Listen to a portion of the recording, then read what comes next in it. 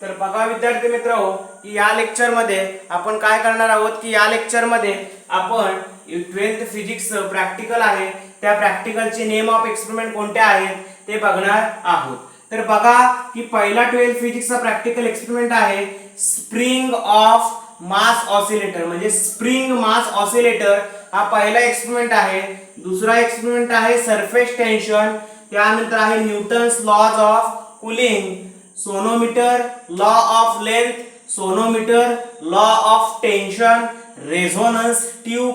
Current sensitivity, laws of resistances using metre bridge, resistance of galvanometer by Kelvin's method, E1 by E2 using potentiometer, internal resistance of a cell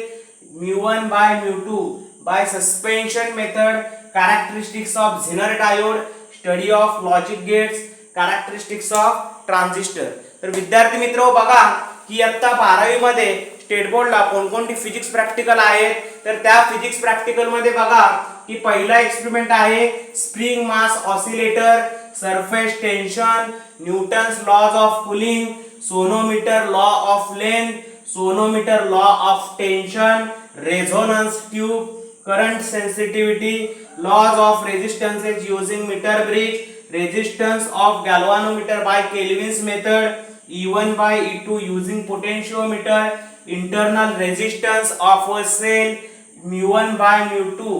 by suspension method, characteristics of Zener diode, study of logic gates, characteristics of transistor। तर विद्यार्थी मित्रांनो या lecture मध्ये मी इथेच थांबतोय आणि इथून पुढच्या भागामध्ये मी याचा जो ऍक्टिव्हिटीचा पार्ट आहे तो ऍक्टिव्हिटीचा पार्ट काय करणार आहे कंटिन्यू करणार आहे। धन्यवाद।